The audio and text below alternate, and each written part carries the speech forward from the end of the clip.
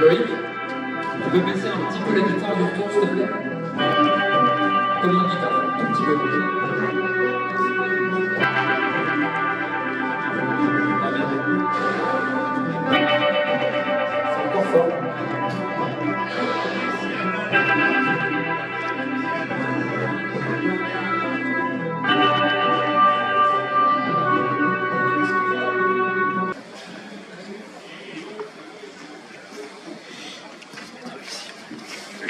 Regardez. Alors maintenant, comme vous voyez ici, on va avoir droit à un exposé sur la dernière enquête que Plan a fait. Et grâce à deux journalistes de ce plan, il y a Juliette Bacasso-Roger, j'espère que je lis bien, qui est maintenant journaliste salarié permanent du média Splan. Elle est intervenue dans beaucoup de journaux et médias. Elle est cofondatrice de Splan. Elle a fait beaucoup d'enquêtes et je vois la liste.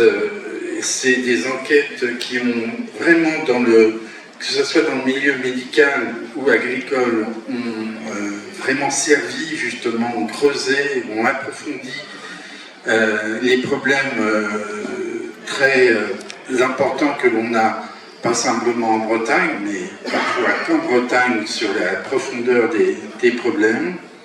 Et puis, on aura aussi le plaisir d'avoir, on connaît plus, parce qu'elle est déjà intervenue avec plaisir dans Dérivage 2 de l'année dernière qu'avait organisé Alton-Marie Verte. Il s'agit de Sylvain Ernaud, qui est sur Lannion et qui est cofondateur de Splan en 2020. Et il mène aussi de nombreuses enquêtes.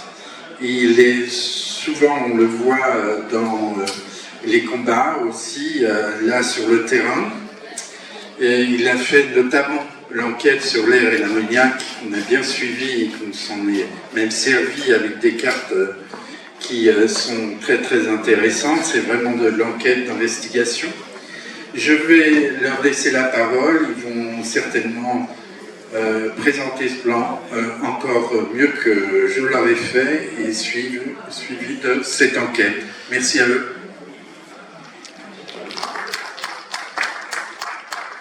Vous présentez cette enquête sur le foncier agricole. On se rapproche un petit peu pour vous voir. Je ne sais pas si vous nous voyez très bien.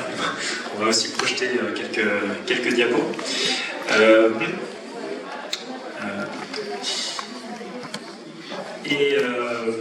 Donc quelques mots pour présenter ce plan d'abord. ONG d'enquête journalistique créée en 2020, fondée en 2020 du moins, et puis lancée en 2021 avec, comme le disait Gilles, cette première enquête sur la pollution de l'air à l'ammoniac due aux effluents d'élevage. Depuis, on a publié 5 ou 6 grands dossiers. Le dernier en date, c'est donc sur la question de l'accaparement des terres agricoles en Bretagne.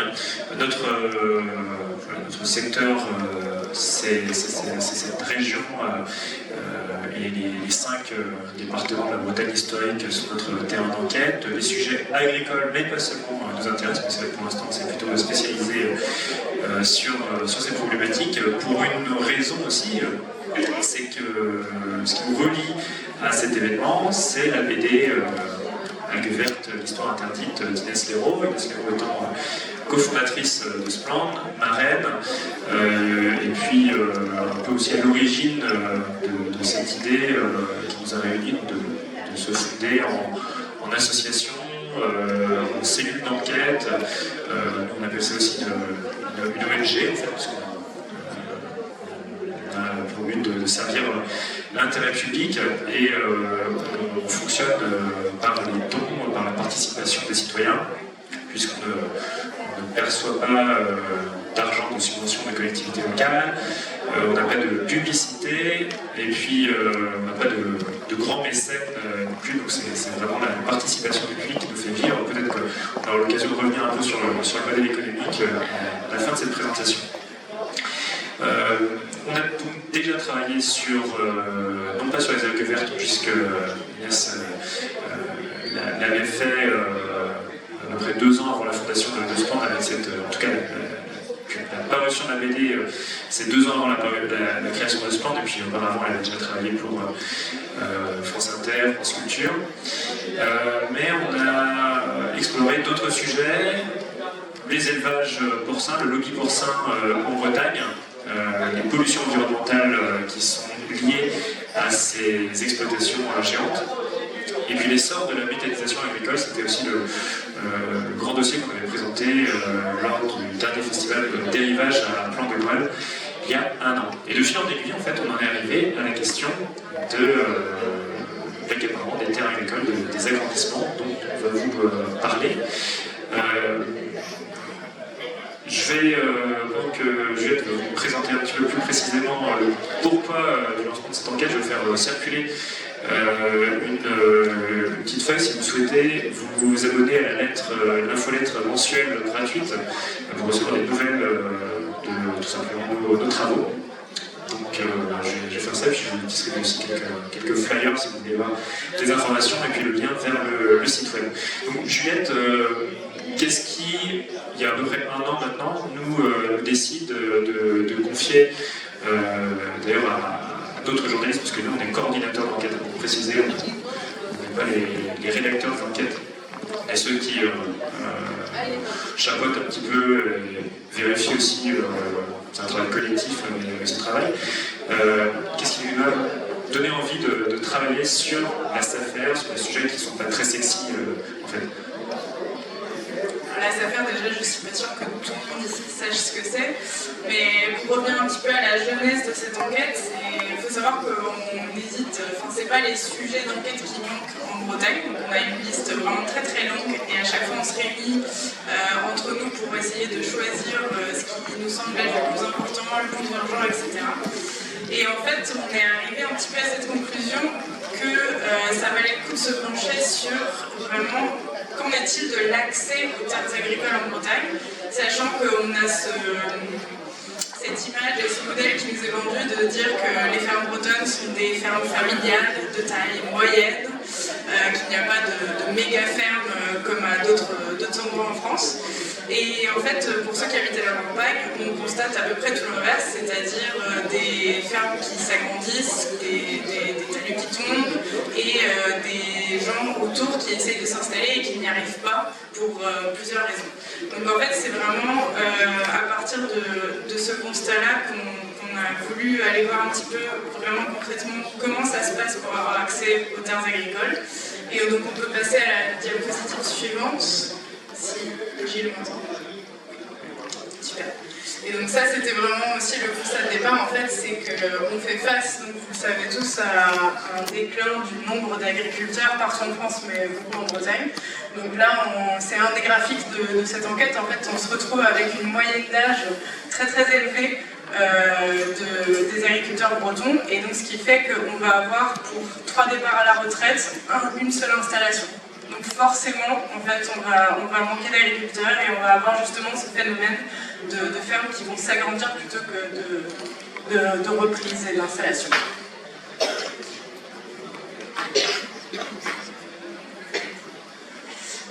Donc on a décortiqué ce sujet qui a pris donc à peu près 1 an d'enquête en 4 grands volets. Donc le premier, c'était justement pour aller voir comment finalement certains agriculteurs arrivaient à accumuler des terres agricoles alors que ce n'est normalement légalement pas possible.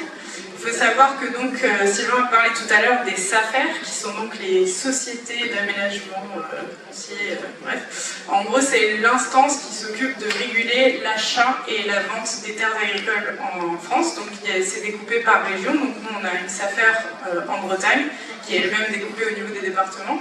Et donc normalement, cette instance-là, elle est censée contrôler à quel prix sont vendues les terres agricoles. C'est ce qui permet aussi qu'on ait des prix justement qui soient beaucoup plus abordables qu'à d'autres endroits en France, en Europe, pardon.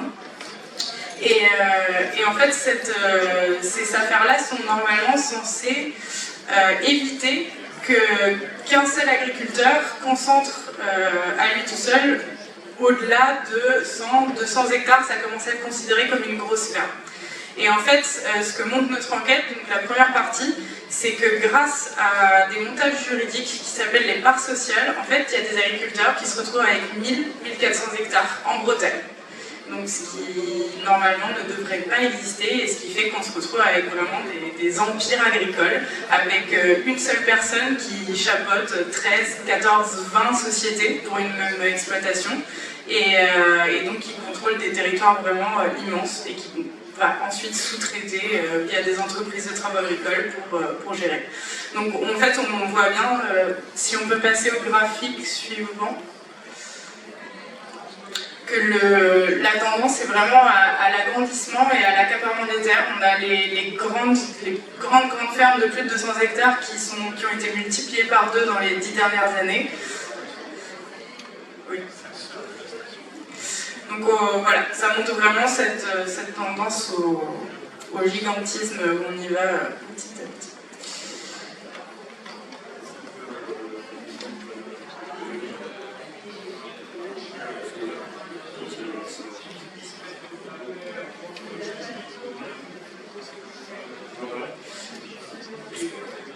Pour illustrer peut-être un peu plus facilement ce que tu racontais, sur ces façons de contourner la SAFER, je dis vous parce que tu étais vraiment coordinatrice de cette enquête avec Julie Lalouette-Geffroy, vous avez notamment regardé l'exemple de la SCEA Le Bihan, il me semble, et la façon dont au fur et à mesure la SCEA s'est agrandie pour atteindre, elle, c'est 1400 hectares. Oui, donc en fait, on a essayé de calculer, grâce aux subventions de la PAC, la politique agricole commune, on a réussi à calculer et à retracer le nombre d'hectares de certains exploitants. Donc grâce à des gens sur le terrain qui nous ont fait remonter des doutes de « Ah, lui, on pense qu'il a vraiment X hectares », donc on allait vérifier. Et donc on est arrivé sur François Le Bihan, qui est du côté de Loudéac, qui possède donc un empire agricole, on va dire, de 1400 hectares. Et en fait, donc, Sylvain parlait de SCEA, mais en fait, il a 13 entreprises sous formes juridiques différentes. Et en fait, c'est la méthode des parts sociales dont je vous parlais, c'est-à-dire que, alors, si on peut passer à la diapositive de la bûche, on a fait celle d'après. C'était un petit peu pour illustrer. En fait, il va reprendre des fermes existantes. Donc, je dis il, mais là c'était un exemple précis. Il a racheté en 3 ans une exploitation de plusieurs centaines d'hectares. C'est-à-dire qu'il va racheter au début une toute petite partie. Il va juste vraiment mettre un pied en ayant quelque part. Et ensuite, l'année d'après, il va en racheter un peu plus. Et en fait, plus ça va et plus l'ancien propriétaire va avoir une toute petite tranche. Mais c'est cette petite tranche-là qui fait que la SAFER, par exemple, ne peut pas intervenir parce qu'il n'est pas le seul propriétaire de cette ferme. Et vraiment, en 3 ans, il arrive à reprendre l'entièreté de la ferme sans que les autorités puissent rien y faire, en gros. Voilà, c'est un petit peu le système. Le Bihan, quel type d'exploitation, quelle culture, quels élevages? Alors là, on est sur l'élevage porcin, et justement, on montre dans notre enquête que finalement les plus gros agriculteurs au niveau de surface, c'est les porchers, parce que leurs exploitations demandent justement déjà une surface de bâti assez impressionnante et des cultures céréalières pour subvenir aux besoins alimentaires des animaux.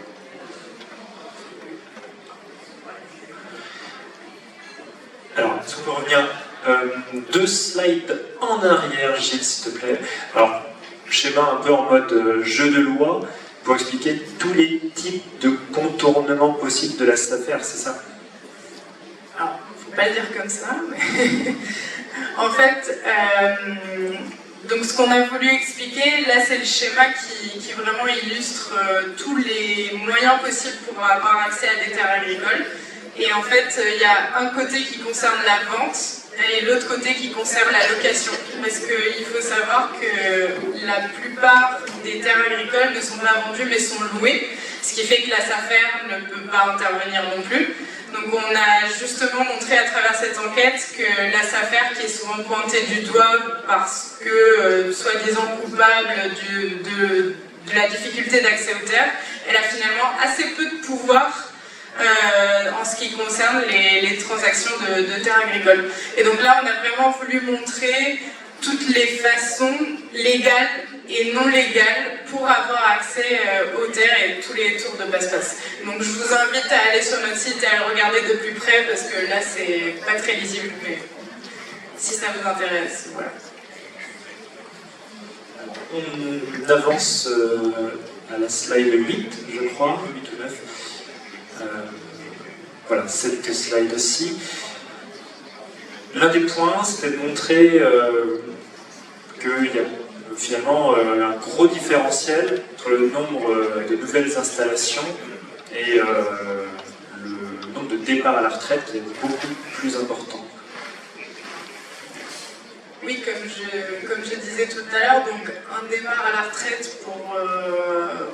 3 départs à la retraite pour une seule installation en Bretagne. Donc, ce qui favorise le fait que les fermes continuent à s'agrandir et finalement à soutenir un modèle intensif. Et donc, si on peut passer à la slide suivante. Ouais, donc voilà, on voit bien en fait que la priorité, alors ça c'est le nombre de dossiers qui sont passés en CDOA, qui est une commission qui va départager s'il y a plusieurs candidats pour louer une même terre. Pardon, c'est les autorisations d'exploiter. Ouais, pardon, je me suis trompée de graphique. Donc là, c'est les demandes d'autorisation d'exploiter. C'est en fait pour l'exemple qu'on a, enfin, la métaphore qu'on a utilisée dans l'enquête, c'est que quand vous voulez avoir accès à une terre agricole, il vous faut la terre, mais il vous faut aussi une autorisation pour exploiter cette terre, que ce soit en location ou en vente. Et donc, vous demandez l'autorisation qui passe en commission et on vous la donne ou pas. Et donc, le nombre d'autorisations 2019-2021 montre bien que le nombre de dossiers pour des agrandissements est largement supérieur au nombre d'installations. Alors ça, c'est pour le constat. Maintenant, les conséquences, qu'est-ce que ça signifie pour l'avenir de l'agriculture en Bretagne, notamment en termes de relève et de projets qui peuvent peut-être pas être menés à bien dans ces conditions? Alors, on va avoir plusieurs conséquences. La première, c'est celle que j'ai énoncée tout à l'heure, donc le fait d'aller vers de plus en plus de grandes fermes avec du coup plus de mécanisation, moins de personnes salariées sur place, et aussi parce que justement ces fermes deviennent tellement énormes, des fois avec des méthaniseurs ou autres, qu'elles deviennent extrêmement chères à transmettre. Et donc un jeune agriculteur qui se lance, que ce soit en conventionnel, en bio, peu importe, à racheter une ferme à 1,5 million, il faut vraiment avoir les moyens pour le faire. Donc ces fermes deviennent vraiment de plus en plus intransmissibles. Et on se retrouve donc avec l'autre constat, qui est qu'on a toute une nouvelle génération d'agriculteurs qui est très souvent non issue du milieu agricole et qui arrive avec des projets très atypiques par rapport au modèle conventionnel, c'est-à-dire avec du bio, avec du cycle court, avec des élevages ou des projets du maraîchage qui requièrent des toutes petites surfaces. Et là, ils se heurtent à un mur à la fois à la Chambre d'agriculture, de pas être suivis en fait, parce qu'ils ne correspondent pas au modèle, on va dire, au carcan mis en place, et donc ils ne suivent pas le processus d'installation classique. Mais d'un autre côté, ils se heurtent à des agriculteurs propriétaires de leurs terres qui ne veulent pas vendre ou louer leurs terres à des projets qu'ils considèrent comme rétrogrades ou pas assez rémunérateurs. Voilà. Donc c'est vraiment, on est un peu souvent sur une impasse, on a beaucoup de témoignages dans l'enquête si ça vous intéresse, de jeunes qui essayent de s'installer avec des projets vraiment très divers et qui n'y arrivent pas. Et donc là, si on passe à la slide suivante,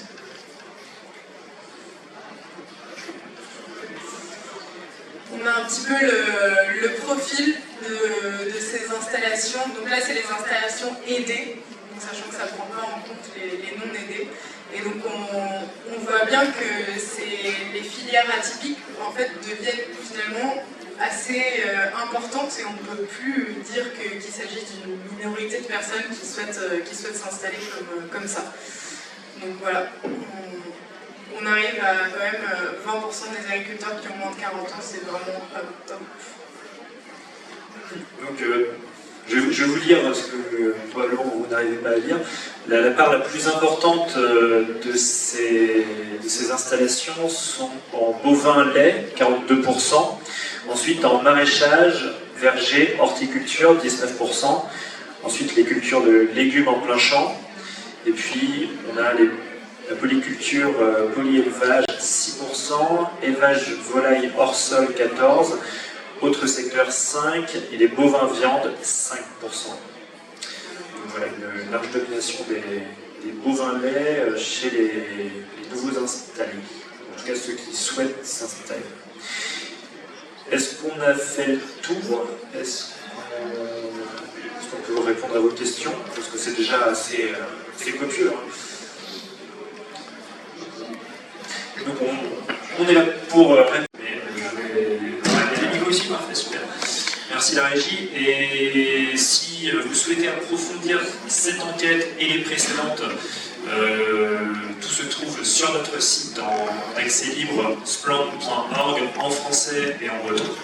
Et si vous souhaitez nous aider à lancer de nouvelles enquêtes, et donc être lanceur d'enquête, parce que c'est notre slogan, vous pouvez nous faire un don sur le site, sur notre stand, ou acheter aussi des livrets à prix de soutien pour les faire circuler, ça peut être pas mal. Livrets papier qui sont vendus 10 € l'unité. Et donc voilà, c'est marqué dessus, c'est comme le port-salut, c'est le stand qui est juste à ma gauche. Oui, donc si vous voulez maintenant, c'est merci à Splan, merci à tous les intervenants.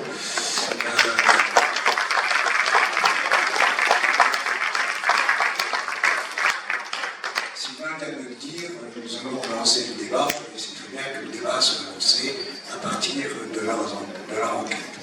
Mais il est ensuite, bien sûr, envisagé, je l'ai dit tout à l'heure, que la parole soit aussi à vous, et que vous posiez des questions à surtout les intervenants et intervenants sur le contenu de tout ce qui a été dit cet après-midi, ou un supplément d'information que vous demandez, ou un approfondissement, ou tout simplement votre opinion, votre avis. Vous avez le droit de le donner complètement.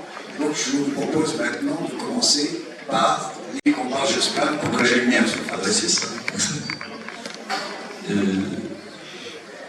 Ces grosses sociétés qui veulent grossir, est-ce qu'elles ont un client type?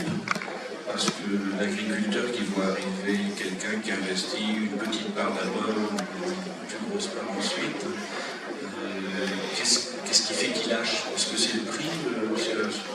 C'est un prix démesuré? Ils sont déjà victimes du modèle qui est en train de s'essouffler? Est-ce qu'il y a des coopératives qui incitent à ce genre de choses, par exemple? Voilà. Là, sur les cas qu'on a étudiés pour cette enquête, en fait, il s'agit souvent de départ à la retraite, justement. Là où il y a une exploitation qui devrait être reprise parce qu'il y a un départ à la retraite, plutôt que juste de laisser la possibilité aux affaires de sa départ de venir intervenir sur le pays, sur le entrepreneur, etc. En fait, c'est une façon d'éviter toute cette réglementation réglementation et de venir directement s'arranger finalement entre voisins pour dire on va faire comme ça et tu auras au bout de 3 ans toute la ferme. Et donc on a beaucoup de règles sur à quel prix sont revendues les parts sociales. En fait, il n'y a aucun contrôle là-dessus, donc ils peuvent s'arranger entre eux comme ils veulent. C'est vraiment ça. Oui, il y a de moins en moins de reprises d'enfants sur les fermes, donc on a aussi des agriculteurs qui se retrouvent à partir et tout simplement pas trouver de repreneurs aussi pour leur ferme. Je ne sais pas si ça arrive. Oui. Vous avez précisé que la SAFER avait peu de pouvoir sur la distribution et l'attribution des terres. Qui a le pouvoir? Alors justement, c'est pas qui a le pouvoir, c'est finalement, il y a peu ou pas de contrôle en fait. C'est que si la SAFER intervient déjà que s'il y a une vente. Et donc la plupart des transactions agricoles se font sur la location. Et la location, il n'y a pas de contrôle. Donc c'est vraiment que sur la vente. Donc là déjà, ça réduit vraiment beaucoup le spectre d'intervention. Et ensuite, sur la vente, elle peut intervenir vraiment que sur une petite partie, finalement, c'est vraiment, elle vient casser une vente si vraiment le prix est trop cher, la surface est trop grande, etc. Mais la plupart du temps, en fait, elle n'a pas besoin d'intervenir parce que la vente est déjà faite finalement avant qu'elle vienne cibler. Peut-être préciser que malgré tout, la SAFER régule au minimum le marché, les prix n'ont pas flambé comme dans certains pays d'Europe. Donc ça c'est une donnée. Et puis pour certains, notamment gros exploitants, la SAFER c'est un régime communiste. C'est encore trop, quoi. Largement. Donc il y a une partie de la profession, enfin en tout cas les gros exploitants qui estiment que c'est une entrave au libre marché qui devrait sauter. Voilà. Nous on dit finalement c'est moins qu'on pourrait le penser, malgré ce droit de préemption, mais en tout cas la discussion existe et vous entendrez d'autres discours. Les syndicats agricoles, on va dire, un pouvoir, on va dire, peuvent intervenir dans l'attribution des terres? Oui, en fait, les SAFER, donc, comme je disais, sont découpées au niveau régional et ensuite au niveau des départements. Et chaque département a une commission technique, un comité technique, je crois, pardon. Et dedans, en fait, il est censé y avoir une parité au niveau des syndicats agricoles. Donc, chaque syndicat a un nombre de représentants égal. Je crois que c'est 2, si je dis pas de bêtises. Et ensuite, il y a aussi, en fait, ce comité, il y a les syndicats agricoles, il y a aussi des commerçants, il y a les représentants, par exemple, du Crédit Mutuel, etc. Et en fait, là où ça va se jouer aussi beaucoup, c'est qu'on se retrouve souvent avec un déséquilibre parce que donc, il y a cette parité au niveau des syndicats agricoles, mais ensuite on se retrouve avec d'autres agriculteurs qui sont en fait membres du syndicat majoritaire, mais qui interviennent en tant que justement, par exemple, représentants du Crédit Mutuel. Là, c'est l'exemple que j'ai en tête. Donc finalement, il n'y a pas vraiment, c'est rare qu'il y ait vraiment que ça soit paritaire au niveau des syndicats agricoles. Oui, alors ça c'est un terme qui a été utilisé par un chercheur. Oui, pardon. Il y a un chercheur qu'on cite dans notre enquête qui parle de clientélisme syndical, où en fait on a des témoignages beaucoup anonymes, mais aussi je vous renvoie au livre de Nicolas Legendre, qui est membre de ce plan aussi, Silence dans les champs, qui parle beaucoup de ça aussi, en fait, sur ce côté, les réunions à huis clos avant les comités techniques de la SAFER, en fait, les membres qui se mettent d'accord sur l'attribution justement des terres en amont. Et en fait, on a vu ça à travers notre enquête aussi, c'est que pour se positionner sur une vente, il faut déjà être au courant qu'il y a une vente, parce qu'une terre se vend. Et en fait, ces petites annonces, elles viennent à travers les syndicats. En fait, la SAFER les passe aux délégués syndicaux référents pour chaque syndicat, et ensuite c'est à eux de transmettre ou pas, quoi. Donc c'est-à-dire que si on n'est pas dans le bon canal de diffusion, on peut ne même pas savoir qu'il y a une terre à vendre. Et c'est là que ça se situe. Je sais pas si je suis claire. Les chambres d'agriculture sont intervenants sur l'attribution des terres? Dans les comités techniques, oui. Il y a un représentant de la chambre d'agriculture du département. Oui. Moi je veux bien intervenir. pour donner un petit éclairage et plus de travail formidable que vous avez fait, c'est-à-dire que la SAFER, c'est comme une pièce du puzzle de la mafia agroalimentaire en Bretagne. Et c'est une vitrine bien commode pour, si vous voulez, dire qu'on régule, mais tout en sachant que finalement, au bout du compte, c'est la vitrine, quoi. Mais qu'il n'y a pas de régulation. D'autant plus que les gros agriculteurs bretons, ils ont déjà, souvent ils ont acheté énormément de fermes en Pologne, en Ukraine, un peu partout. Ils ont déjà des terres sur toute l'Europe. Mais ce qui se passe surtout, parce que j'ai eu l'exemple très précis de quelqu'un qui s'appelle Laurent Guillou, qui était victime des pesticides. Il devait hériter des terres d'une tante de 2 hectares et demi pour faire de l'agriculture bio. La SAFER s'y opposait et a voulu donner des terres à un agriculteur qui était voisin, qui était déjà propriétaire de, je crois, 180 hectares. La SAFER était contre, mais pourquoi? Parce que la SAFER, c'était les défenseurs, fâchés, c'est eux qui tiennent tout, ils se sont arrangés pour que justement, à travers les carrières, à travers tout ce qui gravite autour de l'agriculture, les assurances et notamment, c'est une mutuelle, une coopérative, et donc c'est eux qui ont le pouvoir là-dedans. Et lui, il a été obligé d'aller en justice pour récupérer les terres, parce que justement, l'agriculteur avait loué les terres, et il se considérait comme priorité. Alors ça s'est terminé devant la cour d'appel de Rennes, et c'était un magistrat qui présidait, qui lui a invité à surtout pas retirer ça, parce qu'il y a eu une pression, y compris de ses avocats qui se sont fait acheter dans la lobby de l'État breton, qui lui ont dit qu'ils ne pouvaient pas gagner devant la cour d'appel et qui donc devaient retirer ça après avoir perdu en première instance. Et la magistrate de la cour d'appel de Rennes lui a dit: Monsieur Laurent Guillou, c'est pas triste de moi, je suis littéraire, vous étudiez ça beaucoup mieux que moi, et lui a dit voulez-vous vraiment, comme vous conseille votre avocat, de retirer le plainte? Il a dit non, finalement, si jamais vous pensez que j'ai une chance. Et finalement, il a gagné. Mais tout ça pour dire que le système fait que les banques, les assurances et les coopératives sont tellement intéressés par les gains possibles avec des très grandes exploitations, c'est qu'en gros, ils flinguent tout ce qui est agriculture paysanne. Et c'est ça qu'il faut bien comprendre, c'est-à-dire qu'on va vers un système de plus en plus industriel, de plus en plus capitalistique, finalement. Et la SAFER, même si elle a un discours pour essayer de présenter les choses de manière positive, finalement aussi rentre dans le dispositif. Moi, c'est mon point de vue, et c'est l'expérience que j'ai eue. Il y a quelques années encore, quand il y avait par exemple des terres à vendre, quand c'était des agriculteurs de la FNSEA qui devaient acheter, les conseils qui étaient donnés à la SAFER, c'était de dire à la représentant de la SAFER de s'arranger pour ne pas être présent lors de la vente. Et par contre, quand c'était des militants de la Confédération paysanne, ils avaient des mandats pour surenchérir sur la chaîne. C'est vraiment, Nicolas Legendre explique bien son bouquin, même s'il ne développe pas trop sur les affaires, mais ça fait partie des dispositifs, de mon point de vue, très mafieux du système agricole breton.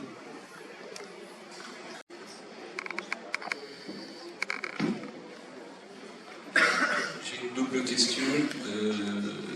Est-ce qu'il y a des sociétés étrangères qui commencent à s'intéresser, comme ça se fait depuis longtemps déjà, dans certains pays, des groupes de placement, voire pourquoi pas des fonds de pension américains qui peuvent arriver sur des territoires comme le nôtre, la Bretagne est bien placée, ou la Beauce, pourquoi pas. Est-ce que ça c'est une première question? La deuxième m'a échappé, qui était plus locale. Si, voilà, le modèle Terre de Liens, par exemple, qui existe depuis longtemps, pour les gens qui s'installent dans les plus petites sections du camembert que vous avez montré, est-ce qu'un modèle comme Terre de Liens, plus gros, plus conséquent, avec des investisseurs voilà, peut-être affiliés, pourquoi pas, à une banque éthique, est-ce qu'on pourrait faire le poids ou contrepoids sur ce qui se passe aujourd'hui? Alors, deux questions. Les investissements étrangers, est-ce que c'est déjà quelque chose qui existe? Et ensuite, un modèle qui ressemblerait à Terre de Liens. Alors pour la première question, il n'y a pas d'exemple de société étrangère en Bretagne, au sens qui investit. C'est arrivé ailleurs en France. Là j'ai un exemple qui me vient en tête sur Chanel qui a acheté une énorme partie de terre pour cultiver des essences pour les parfums, notamment. Donc en fait on a surtout ce phénomène d'entreprises qui ne sont pas agricoles qui viennent en fait s'accaparer des terres aussi. Donc là, j'ai pas d'exemple d'entreprise étrangère qui l'ait fait, mais je sais que ça existe ailleurs en France, mais en tout cas, en Bretagne, moi, j'ai pas d'exemple là-dessus pour l'instant.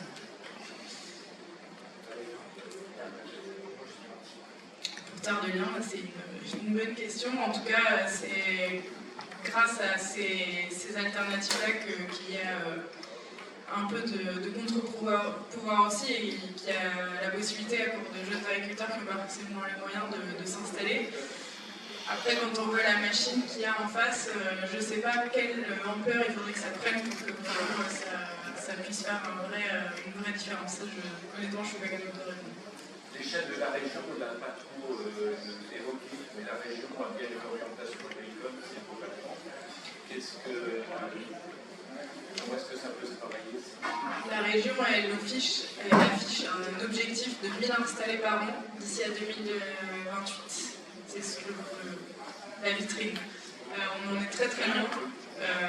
Là, j'ai plus le chiffre en tête, mais je crois que là, on est à 250 installations par an à peu près. Voilà, quelque chose comme ça. Donc on en est vraiment très loin, et ce qu'on a vu aussi à travers l'enquête, c'est qu'en fait on ne manque pas de candidats. Il y a énormément de gens qui contactent les parcours d'installation, qui contactent la région et la chambre d'agriculture, et en fait on voit qu'il y a un problème d'accompagnement. C'est qu'en fait on a énormément la demande existe, on manque de l'autre côté de l'agriculteur, et il y a quelque chose qui ne se fait pas, il y a un manque d'accompagnement pour que les agriculteurs réussissent à s'installer.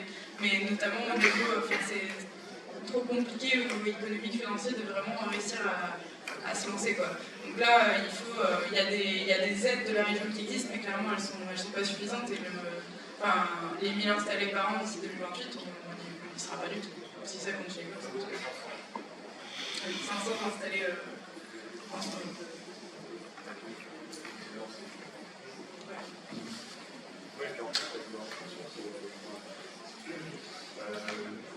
De nouveau, politiquement, ce qui est présenté, c'est d'avoir aussi davantage d'exploitation en bio, davantage de circuits courts. Donc ça aussi, la réduction, c'est un objectif qui n'est pas rempli, au contraire. En fait, cette agriculture on dit de firme qui devient de plus en plus importante, enfin majoritaire en fait. Donc l'orientation, il ne faut pas s'y tromper, hein, c'est celle-là.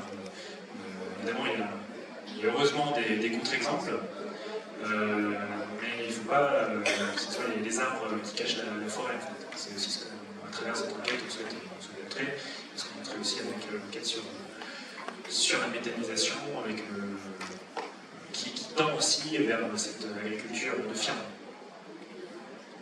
Et le mi-porcin, oui, tout converge. Hein. On est assez cohérents en fait.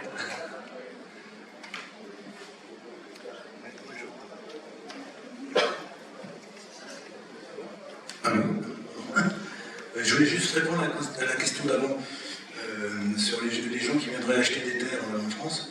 Dans les régions céréalières, on voit arriver quand même des investisseurs chinois et du Golfe. Mais il y a un truc franco-français dont on n'a pas conscience mais qui va devenir important, c'est la multiplication de sociétés qui peuvent cultiver de la terre clé en main. C'est-à-dire que j'hérite si quelqu'un hérite d'un domaine de ses parents, par exemple, qui fait 200 hectares, il ne la remet pas dans le circuit pour qu'il n'installe pas, il ne vend pas, il donne 3 coups de téléphone, et les terres sont cultivées, elles sont récoltées, et ils ont les bénéfices. Et c'est tellement bien organisé ce truc-là qu'il y a beaucoup de terres qui vont partir, qui vont disparaître de la paysannerie parce qu'ils veulent gérer là-dessus.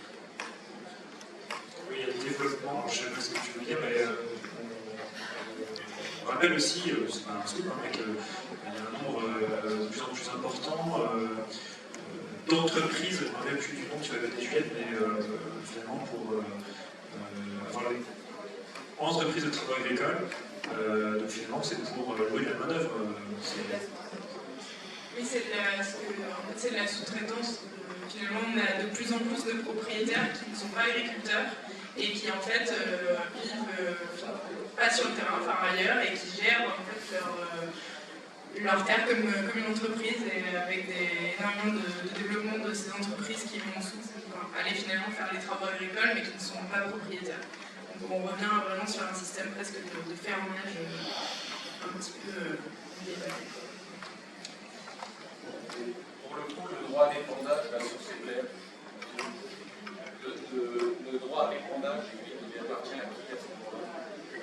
On le donne à qui? Si quelqu'un qui loue ses terres et qui n'a pas d'élevage, non, mais en fait, il les loue pas. En fait, il est toujours propriétaire, il les met pas en location, il fait appel à une entreprise extérieure qui vient faire les travaux dont lui a décidé.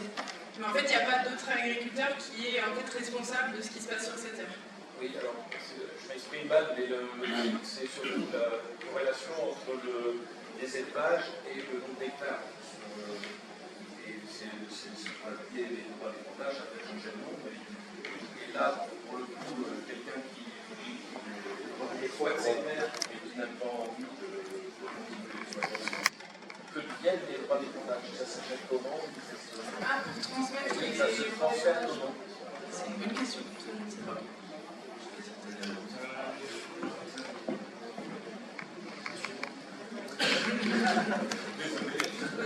Alors, la prochaine enquête, c'est ce que on avait commencé à chercher sur ces terres d'épandage, notamment quand on a travaillé sur le chemin industriel de Lyon-Vez. C'est compliqué de savoir quels sont dans les dossiers, les dossiers d'enquête publique, quelles sont les terres, l'épandage, le périmètre. Est-ce que c'est en plus pour vérifier concrètement que ce sont bien elles qui sont destinataires des intrants finalement? Ça c'est très très complexe, c'est très opaque et probablement même que l'administration n'a pas de réponse à apporter là-dessus.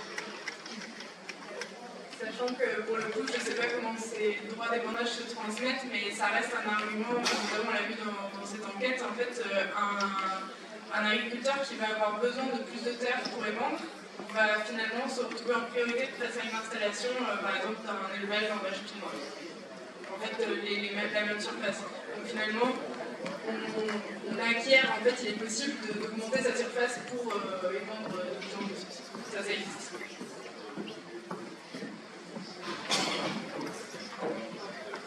Il n'y a pas de questions. Si vous voulez. Non. Pas besoin de taper dessus. Ah, il ne faut pas éteindre. Ah, je faisais une mauvaise chose. Je voulais économiser les piles. Il n'y a pas de piles d'abord, c'est formidable. Bon, je suis un peu dépassé par la technique, excusez-moi. Merci. Ceci dit, s'il y a encore des questions au cours de débat, pourquoi pas. Mais maintenant, aborder les autres sujets de cet après-midi, les questions tant sur la plage du Valais que sur la rétrospective des marées vertes. Patrice Latron doit être là. Autrement, Rosie aussi, est-ce qu'elle est là, Rosie?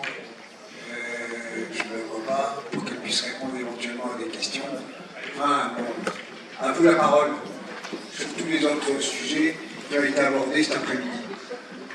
Et puis n'oubliez pas, vous avez aussi des stands, et puis vous pouvez acheter des livres, et puis n'oubliez pas aussi une chose, vous avez le droit d'adhérer à nos associations. Parce que nos associations ont besoin d'adhérents, pas seulement pour l'argent, mais aussi pour le soutien que personnellement vous pouvez leur apporter. Donc il y a des bulletins d'adhésion dans tous les stands où vous pouvez effectivement adhérer, quelle que soit l'association. Voilà, alors est-ce qu'il y a des questions autrement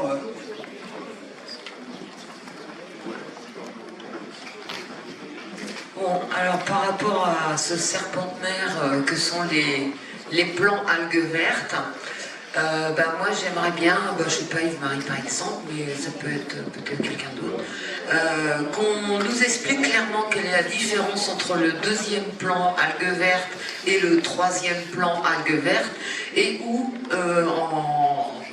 dans quelle mesure en fait ce troisième plan algues vertes ne remplit pas le contrat qu'il devrait remplir. Voilà. Bon, alors, sur les plans algues vertes, bien sûr que j'aurais à dire, mais la chose la plus simple que j'aurais à dire, c'est que de toute façon, ils sont, quels qu'ils soient, le 1, le 2 et le 3, comme tous les précédents qui existaient avant, à côté de la plaque. À côté de la plaque, ça veut dire ce que ça veut dire. Autrement dit, il y a deux chiffres qu'il faut sans cesse avoir à l'esprit et que vous n'entendrez jamais prononcer par la bouche d'un acteur politique et d'un acteur économique.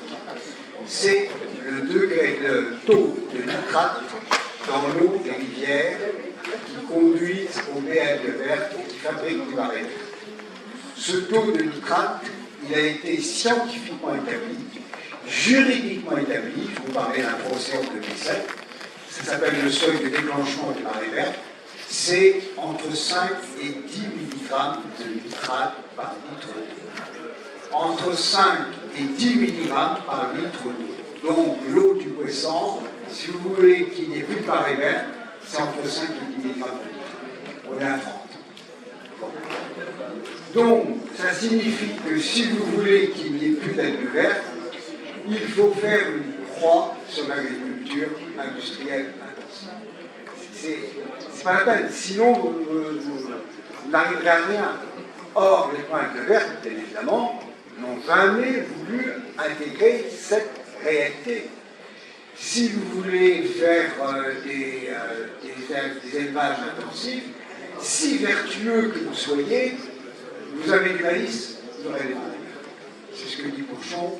Vous savez bien, celui qui défend l'herbe, il dit maïs plus lisier égale marée verte naturelle. Donc, tant qu'on ne sort pas de cette logique, on construit des plans algues vertes que l'on sait délibérément inadaptés.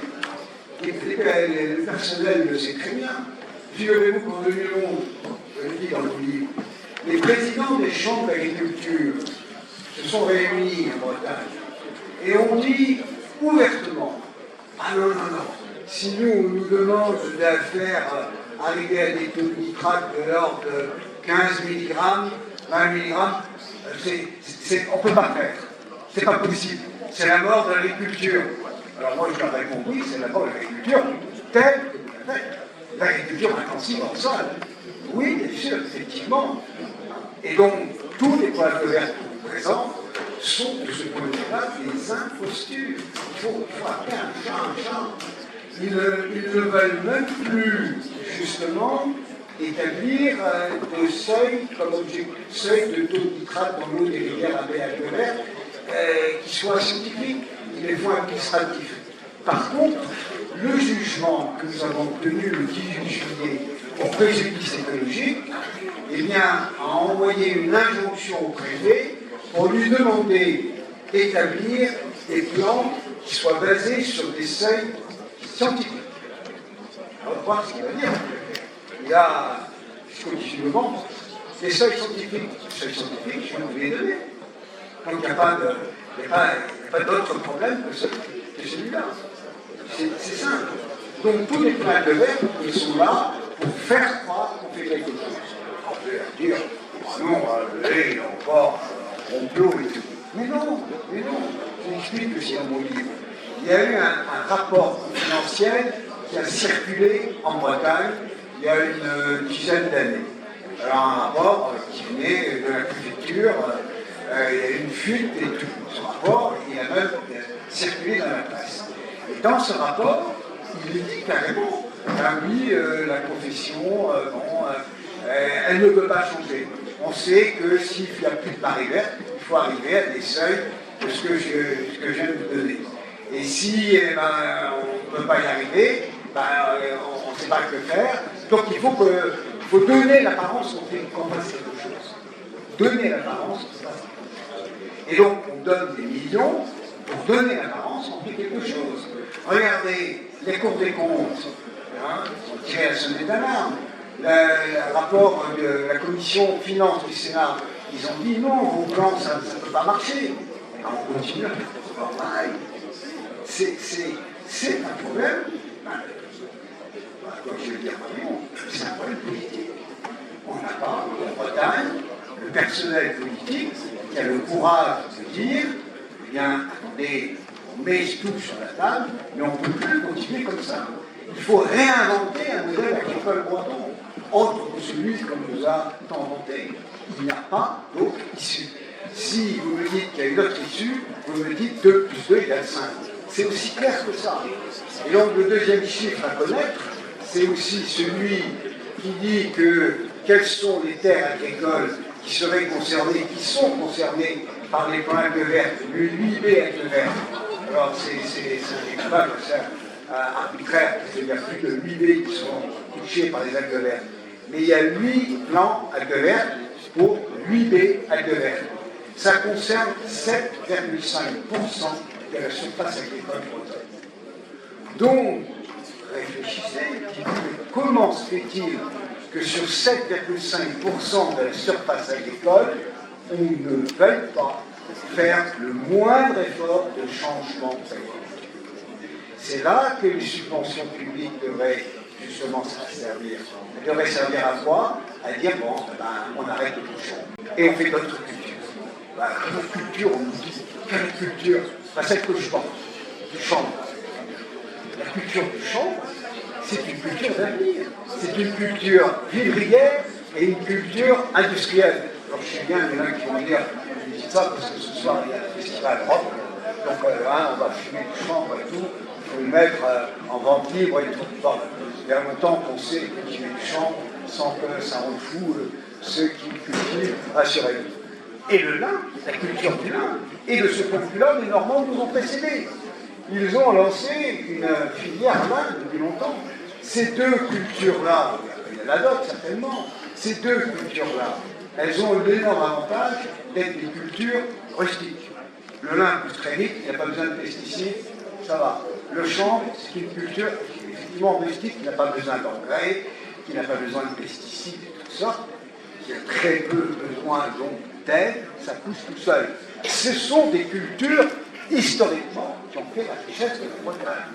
S'il y a des calvaires en Bretagne aussi beaux, c'est pas par hasard. Donc pourquoi nos politiques ne cherchent pas à utiliser l'argent public pour pouvoir redéfinir des filières agricoles autres pour pouvoir sortir la Bretagne de la merde?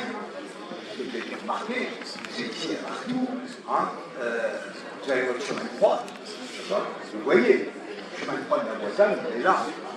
Donc c'est cela qu'il faut essayer de résoudre. Et donc, ben, oui, tant qu'on aura des personnels politiques, des décideurs politiques qui sont paralysés devant la FNSEA, alors je comprends que ce ne soit pas facile, ben, on en sera là. Alors c'est vrai à l'échelle régionale, et c'est vrai à l'échelle nationale. Moi je ne peux pas dire autre chose. 2 plus 2 égale 4.